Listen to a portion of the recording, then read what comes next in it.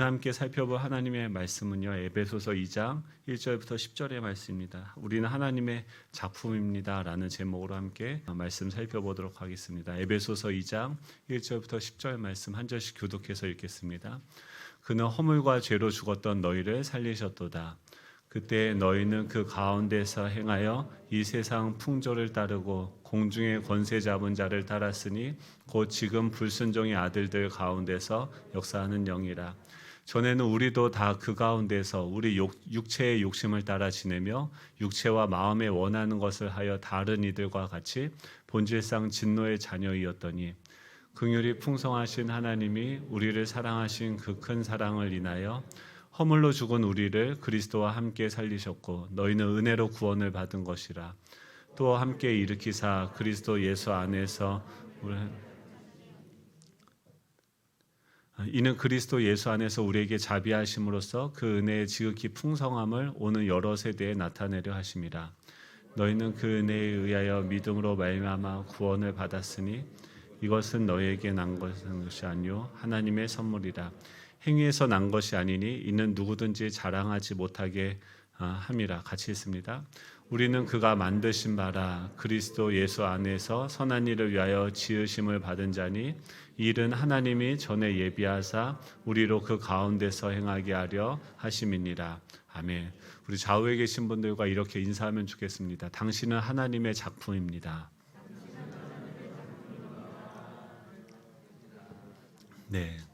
우리가 서로를 이렇게 축복할 때는 당신은 작품입니다. 뭐 이렇게 얘기하는데 별로 안 놀라우시죠? 너무나도 아름답고 훌륭한 작품이 우리 옆에 있으니까요. 그런데 우리 자신을 볼 때는 어떻게 합니까? 나는 정말 하나님의 작품인가? 나는 걸작인가? 실패작인가? 뭐 이런 생각들이 계속해서 오고 가는 것들이 우리 인생이죠. 이 사도 바울도 이 감옥에 갇혀서 자신의 어쩌면은 인생의 마지막이라는 그 시간들을 보내고 있으면서 지금 자신이 입고 있는 그 수위나 또 자신이 처해져 있는 그 현실들, 이 감옥이라는 자신의 눈에 비쳐 보이는 그런 현실들은 자신에게 계속 그런 얘기를 하죠. 너는 실패했어. 너는 지금까지 너가 한 것들은 헛된 것들이야. 아무것도 아니야. 라는 그런 메시지들이 내가 보고 있는 그 현실들, 또 그 현실 속에서 무기력하게 갇혀있고 묶여있는 자신을 보면서 그런 메시지들이 우리에게는 계속 들어오는 것을 볼 수 있습니다. 사도 바울은 그런 메시지들이 계속 자신에게 들려올 때 어떻게 합니까? 그것을 받아들이지 않습니다. 오히려 그곳에서 이곳에 계신 성부, 성자, 성령 하나님이 나와 함께하고 계시다라고 하는 것을 지난 시간에는 무엇을 이야기합니까? 에베소 교인들을 향해서 내가 너희를 위해서 너희에게 지혜와 계시의 영을 더하여 주셔서 하나님을 알기를 원한다. 지금 그 말은 무엇입니까? 자신에게 그런 수많은 세상의 소리, 현실이 나에게 속삭이는 그런 절망적인 부정적인 메시지들이 자신에게 주어지지만 사도 바울은 그것을 붙잡고 그것을 찬양하지 않았다라고 하는 것이죠. 오히려 자신이 알고 있는 너무나도 분명하게 내 삶 가운데 역사하셨던 그 하나님께서 성부 하나님이 나를 위해서 어떤 일을 하셨고 성자 예수님이 지금 어떤 일을 하고 계시며 성령 하나님은 또 어떤 방식으로 우리의 삶을 인도하고 계시는지를 이 사도 바울은 의지적으로 찬양하기 시작했고 또 그것을 위해서 그 하나님께 자신의 링크를 걸면서 그 하나님의 존재가 그 하나님의 풍성함이 나의 생각과 마음과 이 모든 현실들을 이끌어갈 수 있도록 그 하나님께 기도하고 있는 것을 우리는 볼 수 있습니다. 여러분들은 지난 한 주간 어떤 삶을 보내셨습니까? 여러분들의 마음은 이렇게 활짝 펼쳐져서 하나님이 그리신 그 스케치대로 하나님께서 채색해 가시는 그 작품으로서 내 삶을 기뻐하면서 즐거워하면서 보고 계십니까? 아니면 나는 실패작이 아닌가라는 여러 가지 그 회의에 빠져 있으십니까? 성경은 이제는 오늘부터는 2장부터는 그 하나님께서 우리를 위해서 어떤 일을 하셨는지 찬양하고 또 그 하나님께 기도하는 장면이 1장의 내용이었다고 한다면 2장에서는 이제 돋보기를 가지고서 더 그 하나님께서 우리를 위해서 행하신 일들이 어떤 것인지를 더 분명하게 더 자세하게 보기 시작합니다. 우리는 성경은 인간은 어떻게 보는가? 하나님은 우리 인간들을 어떻게 보는가? 한마디로 얘기하면 1절에 보면 그는 허물과 죄로 죽었던 너희를 살리셨도다라고 이야기합니다. 우리의 과거의 모습에 대해서 하나님을 믿지 않는 그 사람들에 대해서 이야기를 하는데 그는 허물과 죄로 죽었었다라고 이야기를 하고 있습니다.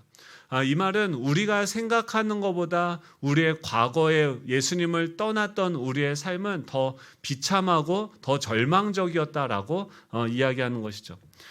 마치 이것을 표현하면 크리스마스 트리와 같은 인생이 바로 우리 과거의 삶의 모습이었다라고 볼 수 있습니다. 크리스마스 트리를 보면 우리 요즘에 다 인조 나무를 사용을 하죠. 그런데 예전에 어떻습니까? 생나무를 가서 잘라온 다음에 그 나무에 여러 가지 장식들 하죠. 눈을 표현하는 솜을 붙이기도 하고 방울, 캔디 여러 가지 선물들을 걸어놓기도 합니다. 하지만 그 나무는 살아있습니까? 죽어있습니까?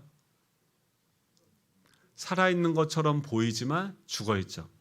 인간이 마치 이와 같다라고 이야기합니다. 성경은 우리 인간에 대해서 어떻게 진단하냐면 이게 왜 중요하냐면 우리 인간을 나 자신을 어떻게 정확하게 보느냐에 따라서 그것에 대한 대응 방법도 생겨나는 거죠. 치료법도 생겨나는 거죠. 내가 가지고 있는 이 질병이 어떤 것인지 분명하게 알아야지 그것에 대한 올바른 처방을 내릴 수 있는 것이죠.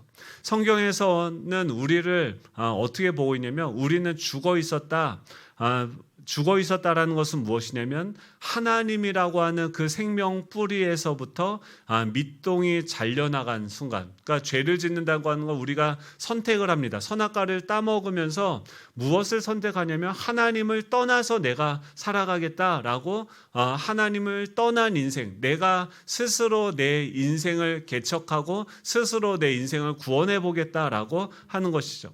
사람이 하나님이 없이도 살 수 있다고 생각하며 하나님을 거역하는 순간 인간 안에 어떤 일이 일어나냐면 하나님의 생명줄에서 떨어져 나가서 죽게 되어졌습니다. 마치 그 생나무가 그 밑동이 잘라진 것처럼 이미 죽었고 또 죽어가고 있으며 죽을 운명이 되어진 것이 바로 우리 인생이다라고 성경은 이야기합니다. 그래서 그 밑동이 떨어진 그 죽은 나무는 어떻게 합니까? 온갖 평생 동안 그 나무에 대해서 생명이 공급이 끊어지니까 나무를 장식하다 끝이 나는 거죠. 제가 고등학교 다닐 때 유명했던 가수가 있어요. 서태지와 아이들을 아십니까, 여러분? 제가 그때 모든 그 학교 다니면서 있었던 모든 스트레스를 대변해 주듯이, 그러니까 그 내용이 뭐 교실 이데아라고 있는데 잘 모르시죠? 네.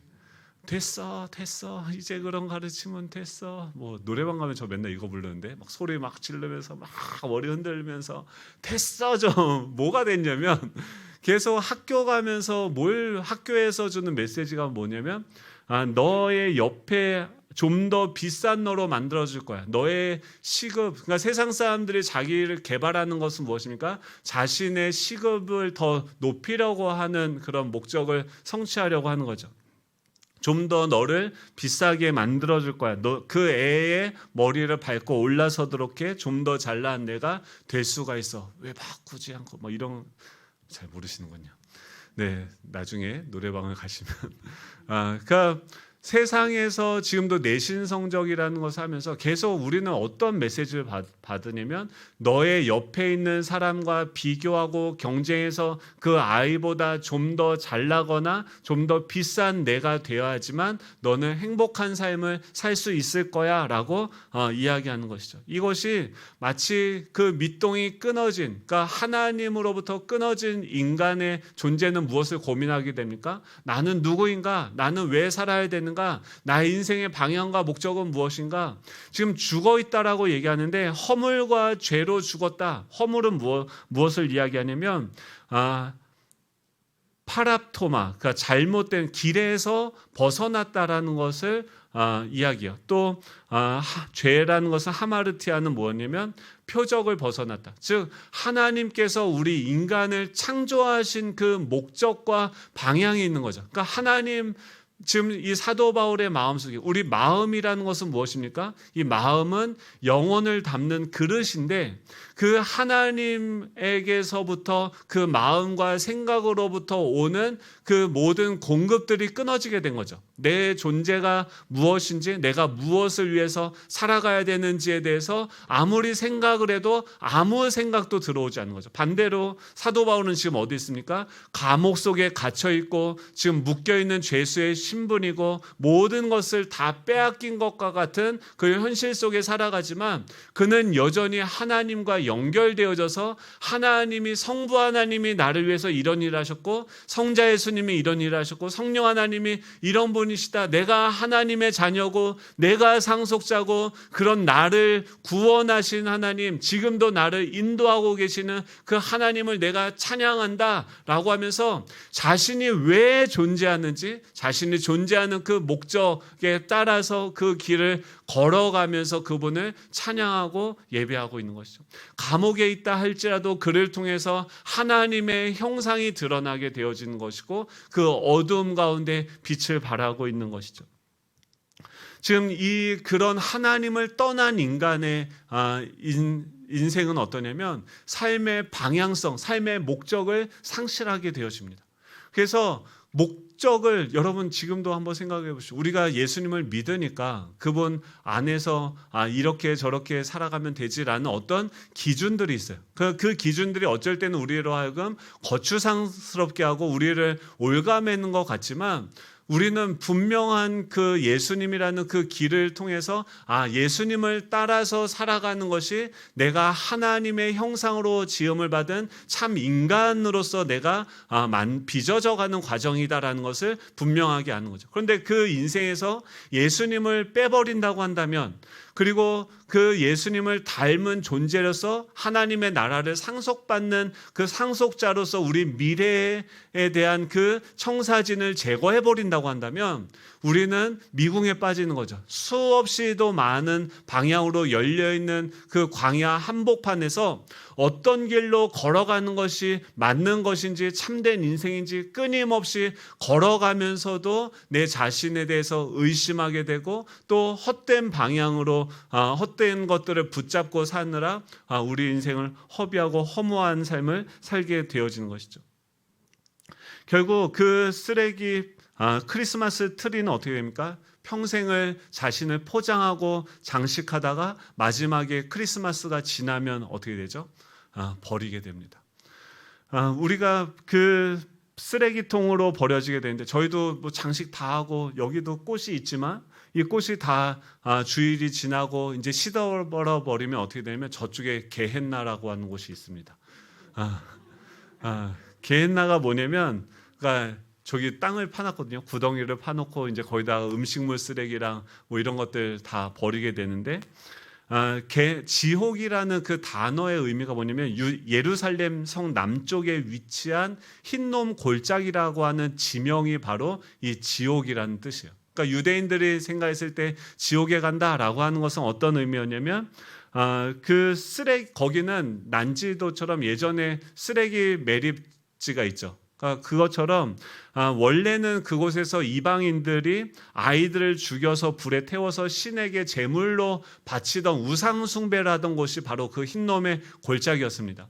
그런데 이스라엘 백성들이 포로 귀환한 다음에 그 우상을 섬기던 그 제단들 다 없애버리고 거기를 쓰레기 처리장으로 만들어버렸어요. 그래서 바벨론 포로 생활 돌아온 이후에 온갖 나오는 생활 쓰레기들을 갖다 버리던 쓰레기 처리장이 바로 게한나였고 또 범죄자들의 시체를 처리하던 것. 그래서 쓰레기 양을 줄이기 위해서 거기는 계속 뭐가 있었냐면 불을 붙여서 태우는 그 불길이 꺼지지 않는 곳이 바로 그 게헨나 지옥에 대한 유대인들의 이미지였습니다.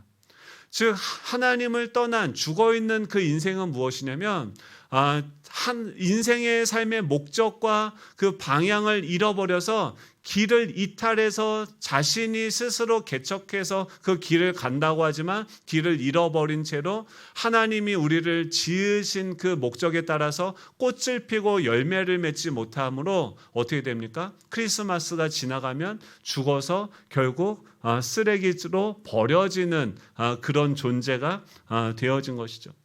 우리가 우리에 대해서 이게 여러분들, 그러니까 성경에서 뭐라고 하냐면 저와 여러분들이 죽어 있었다라고 하는 것은 뭐냐면 우리가 생각하는 것보다 우리 자신은 훨씬 더 심각한 게 망가져 있는 상태였었다는 거예요. 죽어 있다는 것은요, 그러니까 내 자신에 대해서 어떻게 인식하느냐에 따라서 아무리 교육을 하고요, 아무리 훈련을 하고요, 아무리 노력을 해도 우리는 구제불능인 그런 상태에 있었다라고 하는 것이죠.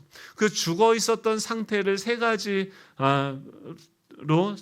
상태로 설명을 하는데, 첫 번째가 무엇이냐면은 허물과 죄로 죽었었던 너희를 살리셨도다. 죽은 자를, 그 죽어 있었던 우리를 끌고 다녔던 그 원수 삼총사가 있는데, 그것이 뭐냐면 이 세상 풍속이고 공중의 권세 잡은 자고 육체의 욕심이다라고 이야기합니다.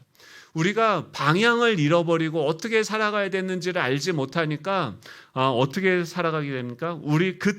그때는 언제입니까? 우리가 죽어 있을 때에 너희는 그 가운데서 행하였다. 그 가운데가 어디입니까? 이 세상 풍조를 따르고라고 이야기합니다. 이 세상 풍조를 따른다고 하는 것은 이 세상 사람들의 가치관, 생각, 그 세계관을 추구하면서 따른다라고 하는 것이죠. 이 마음이라든지 이 생각이라는 것 안에 이 지혜와 계시의 영을 통해서 하나님을 알므로써 내가 하나님의 형상으로 창조되어진 존재고 우리 모두가 다 하나님의 형상으로서 존귀한 존재다라는 그 생각, 그 세계관, 이 성경적인 그 세계관들이 우리 가운데 부어지지 않으면 우리는 어떻게 됩니까? 그 생각, 텅 비어있는 생각들을 뭔가 채우고자 다른 생각들을 하게 되어진다는 거죠.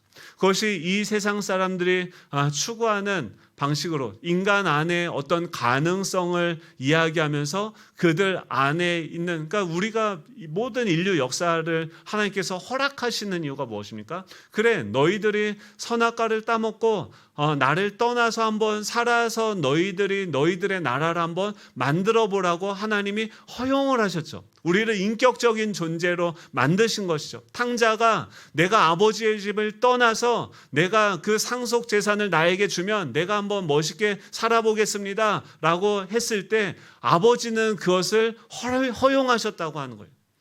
그래서 우리가 경험한 것이 지금 이 인류의 역사이지 않습니까?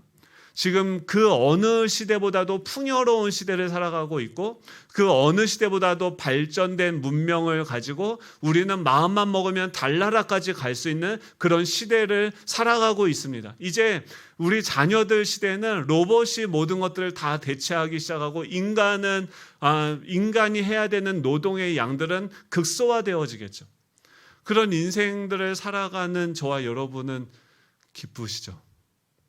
그 어느 시대보다도 자살률이 높고요. 그 어느 시대보다도 인간 존재에 대한 그 회의론이 팽배해져 있는, 지금도 그 모든 발전되어 있는 그 문명을 통해서 사람들은 서로를 죽이고 짓밟고 경쟁하면서 자신의 존재를 증명하기 위해서 자신의 모든 삶을 통째로 갈아 넣으면서 결국 자기 인생을 장식하다가 결국 어떻게 됩니까? 쓰레기와 같이 죽으면 버려지는 존재가 되어지는 거죠.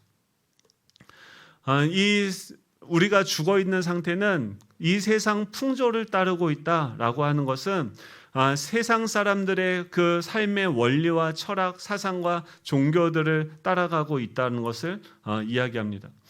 그리고 그 배후에는 뭐가 있습니까? 공중의 권세 잡은 자를 따랐으니라고 이야기해요. 이게 구약에서는요, 이 광야에서 이스라엘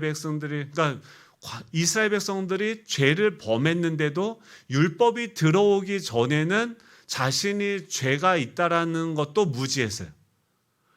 그러니까 하나님을 떠난 것이 우리의 삶에 얼마나 피해를 주고 우리가 얼마나 망가졌다는 사실도 알지 못했습니다. 그런데 율법이라는 것을 주고 그 율법을 통해서 율법이라는 거울을 통해서 자신을 보니까 하나님을 떠났기 때문에 하나님의 형상으로 지음을 받았다는 것도 모르고 그냥 우리는 그 존재만으로 그냥 있는 것처럼 생각을 하는데 나중에 성경을 통해서 무엇을 알게 됩니까? 하나님이 이런 분이구나, 인간은 이렇게 살아야 되는구나 라는 것을 깨닫는 방식으로서 죄가 무엇인지를 알게 되어졌죠. 그런데 거기서도요, 이 구약에서는 이 영적인 세계에 대해서는 별로 이야기하지 않습니다.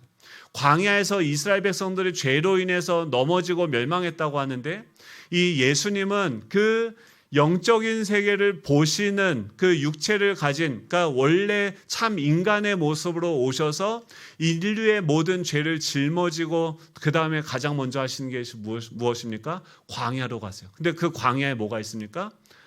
사단이 있어요. 이스라엘 백성들이 실패한 원인이 그냥 단순히 죄를 짓고 육체의 정욕에 넘어진 것이 아니라 그들 배후에 예수님까지도 속이며 넘어뜨리려고 하는 그 어둠의 권세, 영적인 배후가 있다라는 것을 이 성경은 이야기하고 있는 것이죠. 이게 무엇을 이야기하는 거냐면 우리의 생각만 부패한 것뿐만이 아니라 우리가 영적으로도 이 사단의 종노릇하게 되어져서 우리가 스스로 그래서 어떻게 됩니까? 결과적으로 사단이 끌고 다니는 대로 육체의 소욕대로 살아갈 수밖에 없는 존재가 된 것이 우리가 죽어 있었던 예수님을 믿지 않았을 때 우리의 상태였었다라고 이야기하는 것이죠. 그래서 그것을 따르고 따랐으니 따라 지내어서 육체와 마음에 원하는 것을 하여 다른 이들과 같이 결론이 어떻게 됩니까? 본질상 진노의 자녀가 되었다. 이게요. 제가 이 말씀이 제가 신대원을 다닐 때 제가 신대원은 2005년도에 한번 들어갔고요. 2008년도에 들어갔어요. 남들은 한 번 가는 신대원을 저는 2번 입학을 했습니다. 2005년도에 들어왔을 때는 그러니까 중국에서 7월 달에 이제 졸업을 합니다. 졸업을 하고 5월 달에 졸업을 하고 7월 달에 이제 한국에 들어와서 11월 달에 이제 신대원 시험이 보통 있어요. 그래서 한 3달, 4달 정도를 준비를 한 다음에 신대원에 갔는데 붙었을까요? 떨어졌을까요? 붙었으니까 못 다녔다고 했겠죠. 근데 어디 붙었냐면 그 신대원에 2가지 과정이 있어요. 그러니까 MDB 과정이 있고 디플로마 과정이 있어요. 그러니까 학위를 주는 과정이 있고 주지 않는 과정이 있는데 제가 학위를 주는 과정을 시험을 봤는데 떨어졌어요. 그리고 뭐 4달밖에 공부를 안 했으니까 남들은 뭐 재수, 삼수, 어떤 분은 육수에서 들어온 동기들이 있었어요. 근데 거기를 3달 공부하고 붙는다는 게 말이 안 되는 거죠. 근데 그때 저를 면접을 했던 분이 김의원 총장이라고 그 당시 신대원 총장님이었어요. 그러면서 저보러 뭐라고 하면 너 여기 떨어지면 신학원으로 해서 디플로마 과정으로 들어와라. 내가 중국 사역을 하고 있는데 너랑 같이 그런 중국 그 사역을 하고 싶다라고 말씀하시는 거예요. 그래서 이것도 하나님 뜻인가 보다 하고 신학원 시험을 봤는데 붙었을까요? 떨어졌을까요? 붙었어요. 그럼 웬만하면 다 붙더라고요. 그래가지고 저는 그때 이게 하나님 뜻인가 보다 하고선 준비가 안 된 상태로 학교를 들어갔는데 들어가니까 적응을 잘했겠죠. 저를 뭘로 보십니까? 갔는데 이게 잿빛 도시예요. 지금 신학교는 막 완전 이제 뭐 요즘에는 다 그런데 저희 다닐 때만 해도 다 회색 검은색 이런 옷만 전도사님들이 입고 다니셨어요. 근데 저는 그때만 하더라도 원색 계통의 옷을 많이 입었어요. 그러니까 학교를 가도 다른 사람들은 다 경건하게 그리고 호칭도 바뀌어요. 뭐냐면 전도사님 그러는 거예요. 제가 학교 갔는데 호칭도 어색하고 옷은 항상 튀게 입고 있고 그리고 그 신학원이 7반 8반이 신학원이에요. 근데 거기서도 제가 공부를 잘했을까요? 못했을까요? 제가 설교학 그 천사 같은 교수님이 계세요. 류용렬 교수님이라고. 근데 그분 수업에 저만 유일하게 F를 먹었어요. 그 공부 못하는 반에서 꼴찌를 한 거예요. 여러분 그런 자의 설교를 듣고 계시는 분 여러분을 축복합니다. 여러분 설교학을 F를 먹고 설교하다가 전사님 내려가십시오라는 거를 저 이후에도 그 이전에도 그런 인간이 없었어요. 그러니까 얼마나 절망적입니까? 중국에 있을 때는 막 기도하면서 막 환상도 보고 체험도 하고 했다가 신대원 들어가니까 그런 게 다 끊어지고, 그리고 학교도요, 신학교 가면은 다 천사들만 있겠죠. 아이고 똑같아요. 거기도 가니까 이분들은 공부를 많이 하고 들어왔단 말이에요. 근데 신학원은 보통 나이가 많으신 분들이 이제 늦게 목회하시는 분들이 오는데, 저는 거기서 또 젊으니까 쉽게 들어온 거예요. 그러니까 서로 이제 인사하고 통성명하고 몇 반이냐 그러면은 제가 7반이라고 하면 그 다음부터 저에 대해서 더 이상 물어보질 않아요. 왠지 아시겠죠? 그런 차별과 그런 외모를 보는 어떤 그런 부분들이 그 안에도 존재해요. 거기 안에도 또 큰 교회 다니면서 사역하는 전도사님들, 또 이렇게 능력의 사역자들, 불의 종들 막 서로 끼리끼리 모여가면서 뒷날을 도모하다가 인간이 되어져 가는 곳이 바로 신학교죠. 근데 거기 가서 그러니까 저 안에 뭐가 있냐면 열등감이 많은 거예요. 전혀 신학이라는 것을 공부한다는 것은 성경 전체를 다 알고 그 구슬들을 꿰는 작업이 이제 신학 공부라는 건데, 저는 성경도 잘 모르는 상태에서 그 학교를 다니다 보니까 너무 힘들고 어려웠어요. 그리고 사람들이 이제 저를 보는 시선들이 신학원이고 또 뭐 궁금해하지도 않고 친구가 되려고 하지 않아요. 여러분 그런 거 경험해 보셨습니까? 근데 그것도 지금 생각해보면 제 안의 열등감이고 그런 거절 감정일 수도 있는 거죠. 그런 수많은 것들을 오고 가면서 제 마음이 어땠을까요? 천국이었을까요? 지옥이었을까요? 지옥이었어요. 근데 저희가 총신생원이라고 아나톨레 하기 전에 같이 말씀 연구하던 곳이 있었어요. 근데 그곳에서 오늘 보면 에베소서를 같이 연구하면서 이걸 보는 거예요. 근데 그 말씀을 연구하면서 지금 제가 어떤 상태였냐고, 여러분 우리는 뭐라고 생각해요? 그렇게 자존감이 떨어져 있고 열등감이 장렬하고 있는 그런 상태에서 우리가 원하는 답은 무엇입니까? 야, 그래도 너 잘하고 있어. 격려하고 우리를 축복해주는 긍정적인 메시지를 받고 싶어 하는데, 성경은 뭐라고 이야기하고 있냐면 너는 그런 정도가 아니라 지금 열등감을 가지고 있어. 신학원이라서 너가 공부를 못하는 것처럼 너가 생각이 들고 열등감을 느껴? 아니야, 너는 훨씬 더 비참한 상태에 있었어 라고 저에게 이야기를 해주는 거예요. 어느 정도였냐면 우리는 완전히 다 망가져서 이 전원이 꺼지고 죽어있는 상태였어요. 그래서 이 사단이 우리를 끌고 다니는 대로, 죽어있으면 어떻게 합니까? 죽어있으면 끄는 대로 끌려가는 거예요. 살아있으면 어떻게 해요? 그것을 버티고 저항하기로 하는데, 죽으면요 팔 들면 틀리고 내리고 고개를 하면 그냥 푹 꺼지는 게 죽어있는 상태입니다.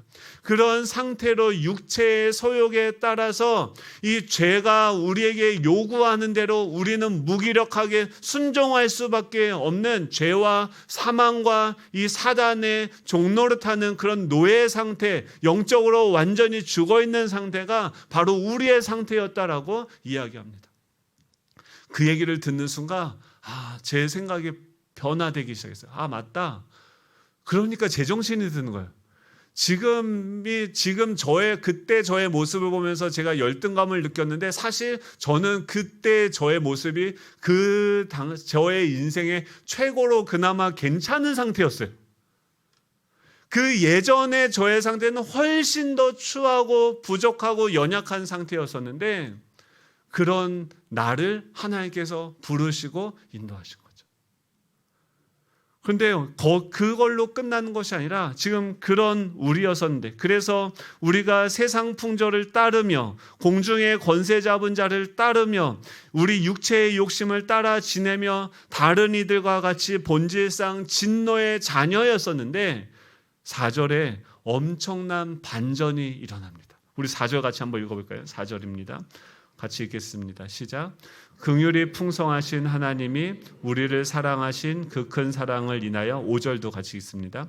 허물과 죽은 우리를 그리스도와 함께 살리셨고 너희는 은혜로 구원을 받은 것이라. 예, 성경은요, 너가 열심히 노력해서 너 인생을 변화시켜 보겠다? 너가 훈련을 하고 뭔가 노력을 하고 어떤 시도를 해서 너의 인생이 변화된다? 그럴 수 없다는 거예요. 우리는 죽어있는 존재고 우리 생각보다 더 심하게 완전히 훼손이 되어져 있는 그런 상태였었다라고 하는 것입니다. 그런데 4절에 뭐라고 얘기하면 긍휼의 풍성한 하나님이, 이게 영어 성경을 보면 but God이라고 시작을 합니다. 세 번역을 보면 그러나 하나님은 자비에 넘치는 분이셔서 우리는 진노의 자녀였다라고 3절에 끝나는데 4절에 뭐라고 하면 그러나 하나님은 자비가 넘치는 분이셔서라고 이야기하는 거예요. 위대한 반전이 일어나는데 그것은 무엇이냐면 절망 가운데 죽을 수밖에 없었던 진노의 자녀였던 죽었던 우리 가운데 어떤 일들이 일어나는 거예요. 그것은 무엇이냐면 그 출발하시는 분은 긍휼의 풍성하신 하나님이라고 하나님은 자신을 소개하고 있다라고 하는 것입니다. 이 긍휼의 풍성하다는 것은 무엇이냐면 긍휼이 풍성한 거예요. 하나님은 어떤 분이십니까? 누가 시키지도 않았는데 우리를 구원하시기로 결정하신 분이십니다. 우리가 기도했기 때문에 하나님한테 뭔가 인정받을 만한 행위를 했기 때문에 내가 헌금을 많이 했기 때문에 하나님이 나를 구원하시겠다. 우리를 지켜보시고 살펴본 다음에 이 자식은 구원할 만해 라고 우리의 조건을 보시고 구원하시는 분이 아니라 하나님은 그냥 누가 시키지도 않았는데 스스로 아무도 해달라지 않았는데 우리는 물에 빠진 것 사실조차 모르고 그 흑암 속에서 무엇이 옳은지 선한 것인지 또 모르는 그런 상태에 있는데 하나님이 스스로 생각하셔서 우리를 구원하시기로 작정하셨다는 거예요. 이게 무엇입니까? 긍휼에 풍성하신 하나님. 그러니까 하나님의 긍휼은 하나님이 춤추신다라고 하는 것은 그분이 풍성하시다, 무제한이시다, 모든 것에 풍성하시다라고 하는 것은 그 안에 이 긍휼과 그 사랑이 그 안에 충만하게 있는 것이죠. 마치 우리가 타고 가고 있는 그 열차가 탈선해서 많은 사람들이 다쳐 죽게 되어졌는데 지나가던 청년들이 뛰어들어서 본인의 의사도 물어보지 않고 닥치는 대로 사람들을 구원해내는 것과 마찬가지인 것이 긍휼하다는 뜻이에요. 긍휼하다는 것은 사마리아 사람이 길을 가다가 여리고로 가는 길을 가다가 강도 만난 자를 보고 그에게 동의도 구하지 않고 그를 위해서 상처를 싸매고 다시 오던 길을 되돌아가서 여관에게 그를 맡기고 치료할 또 그에게 필요한 모든 것들을 공급하며 다시 돌아오다가 내가 나머지 치료비를 다 제공하겠다라고 약속하는 것이 바로 긍휼입니다. 긍휼에 풍성하신 하나님이 우리를 사랑하신 그 큰 사랑으로 인하여서 이 사역을, 이 반전을 이루시기 시작한 거예요. 그 사역이 무엇입니까? 그 긍휼에 풍성하신 하나님이 어떤 일을 하셨습니까? 4절에 보면 5절에 보면 허물로 죽어있는, 허물은 뭐야? 길을 잃어서 잘못된 길로 가고 있는 우리를 그리스도와 함께 살리셨다라고 얘기해요. 하나님이 우리를 위해서 어떤 일을 하셨냐? 그리스도와 함께 살리셨다. 지금 우리가 1장 7절에서 우리가 얘기하지 않았습니까? 우리는 그리스도 안에서 그의 은혜의 풍성함을 따라 그의 피로 말미암아 속량 곧 죄사함을 받았느니라. 지금 진노의 자녀로서 사단의 종노릇하면서 죄의 종노릇하면서 끌려다니고 있는 그 종을, 그 옛적의 주인에게 괴롭힘을 당하던 노예를 값을 치르고 자신이 사셔서 그를 해방시켜 주시는 거예요. 이것이 무엇입니까? 속량이라는 거예요. 은혜는 무엇이냐면 우리 사람의 상태와 상관없이 하나님께서 일방적으로 다 이루셨다는 거예요. 지금 그리스도와 함께 살리셨다고 하는 건 뭐냐면 우리가 하나님께 인정받을 만한 어떤 일을 행해서가 아니라 하나님 자신 안에 있는 긍휼에 풍성하신 그 동기로 인하여서 우리가 어떠함과 상관없이 일방적으로 우리를 위해서 그 값을 지불하시고 우리를 그래서 그 사단의 노예로 끌려다니던 우리를 사시고 우리를 해방시켜 주셨다는 거예요. 이게 무엇입니까? 그리스도와 함께 살리셨어요. 여러분, 이 반전이요 거기서 끝나는 게 아닙니다. 그 다음에 뭐라고 얘기합니까? 6절에 보면 또 함께 일으키사라고 얘기해요. 우리를 다시 살리신 것뿐만이 아니라 다시 일으키셨어요. 그냥 우리를 살려놓고 너 임마 이제 내가 이렇게 했으니까 너 똑바로 살아. 또 한 번만 더 그렇게 내가 너 다리 몽둥이로 분질러 버릴 거야. 이렇게 우리를 무책임하게 구원하시고 내버려 두시고 방치하시면서 알아서 살아가라고 계속해서 내가 널 살려줬으니까 이런 식으로 은혜를 갚으라라고 하면서 우리를 채찍질 하시는 분이 하나님이 아닙니다. 하나님은 우리를 다시 살리시고 우리를 다시 일으키시는 분이에요. 이것이 십자가에서 어떻게 나타납니까? 아들을 우리가 죽였는데 그 아들의 입고 있던 그 의의 옷을 그 밑에 있었던 군사들이 찢어서 나눠 가져서 입습니다. 우리는 우리의 죄로 말미암아서 그 아들을 찌르고 죽였는데 그 아들을 찌르고 죽인 우리들에게 하나님의 예수 그리스도의 아들의 옷을 우리에게 입혀주는 거예요.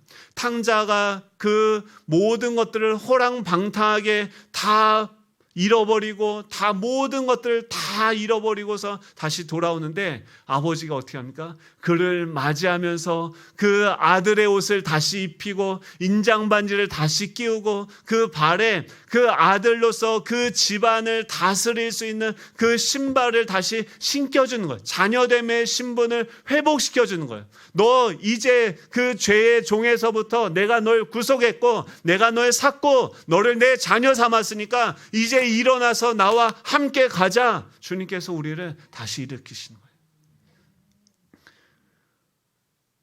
그리고 어떻게 합니까? 함께 앉히셔요. 사도 바울이요 감옥 속에 있을 때 왜 사도 바울이라고 부정적인 생각이 안 들겠어요?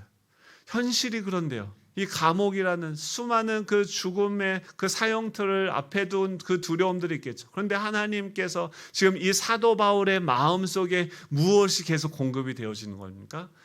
죽어있는 사람들은 밑동이 끊어 있지만 다시 하나님의 자녀가 된 사람들은 그리스도 안에서 그리스도와 함께 살아나고 그분이 다시 우리를 일으키시고 거기서부터 끝나는 것이 아니라 함께 하늘로 올리셔서 함께 앉히시는 거예요.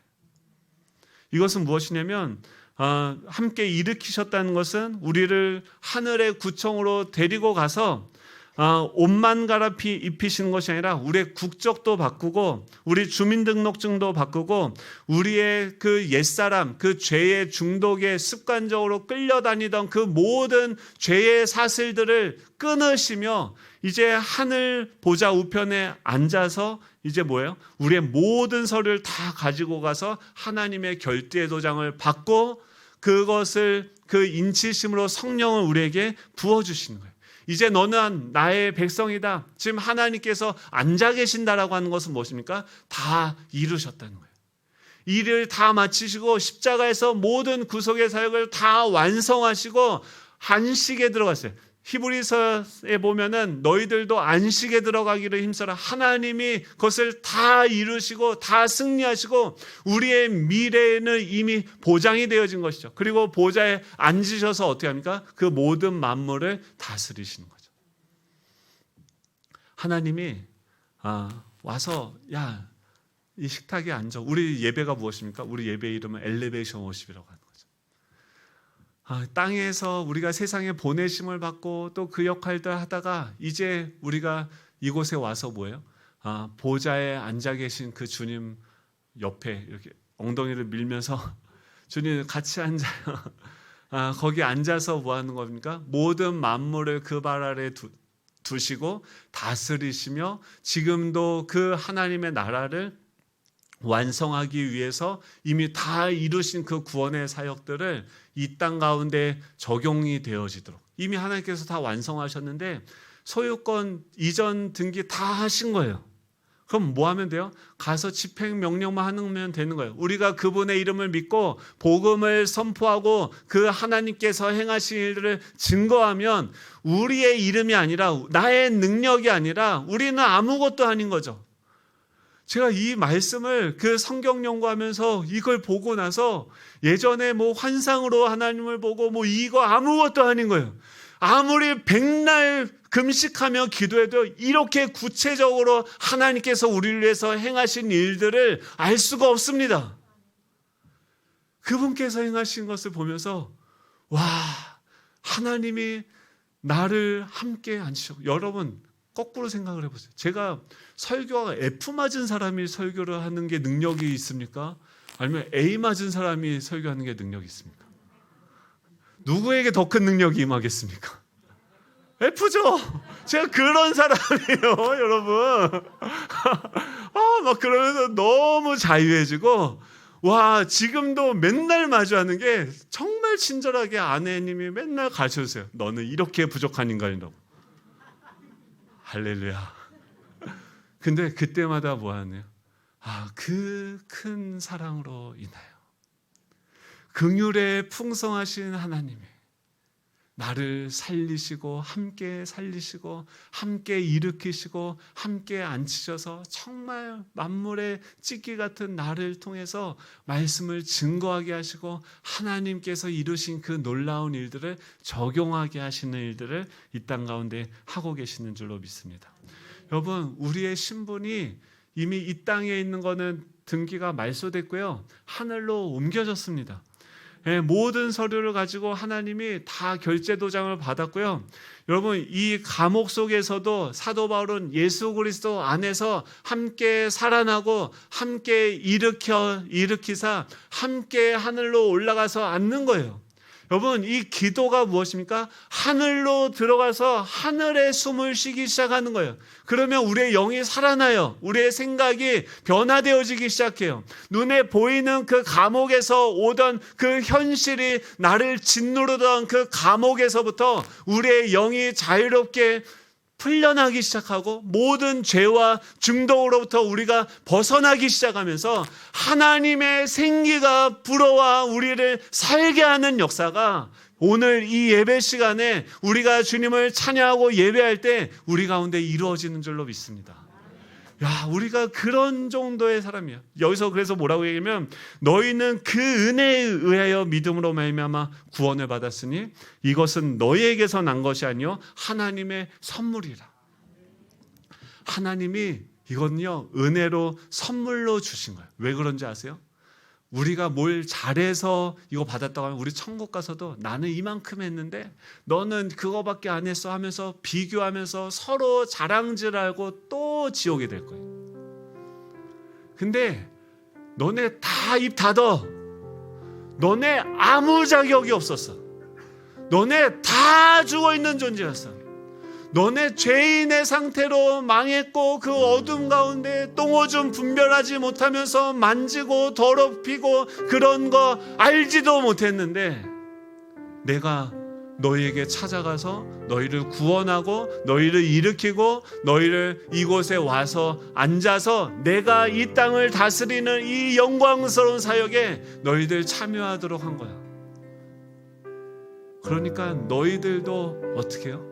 우리도 자격이 없는데 그 긍휼에 풍성하신 그 하나님의 사랑이 우리 안에 동기가 되어서 그것을 받을 만한 자격이 없는 자에게 무조건 공짜로 주시는 그 은혜로 말미암아서 내 자신을 보고 내 옆에 있는 사람에게 은혜로 대하며 우리가 이 세상 가운데 하나님의 풍성하신 그 사랑을 흘려보내는 존재로 하나님이 재창조하셨다는 거예요.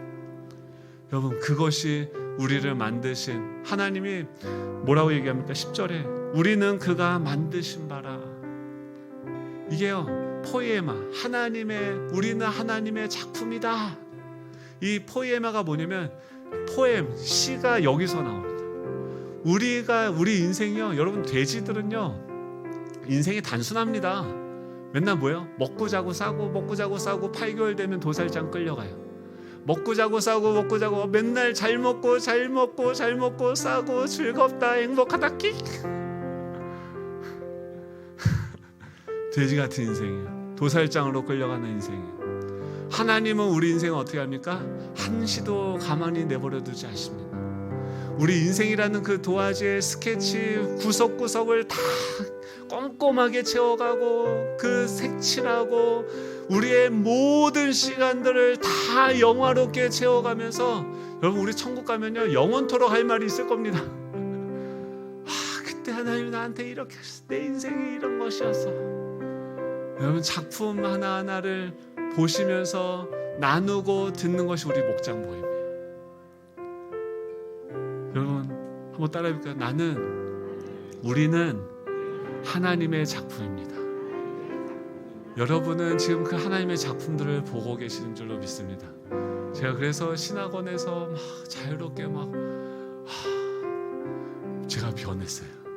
점점 그때부터 복음을 알수록 자유해졌어요.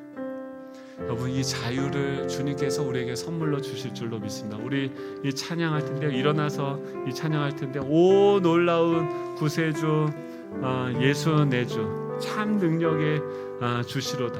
그분이 어떻게 하면 큰 바위 샘솟는 그곳으로 우리의 영혼을 숨겨, 메마른 땅을 갈 때는 피곤하지 않도록 우리를 업어주시고, 위험한 곳에 이를 때는 어떻게 합니까? 큰 바위에 우리를 숨기세요. 우리 혼자가 아니고요, 하나님이 우리를 작품으로 빚어간, 그게 이미 완성된 적이 있어요.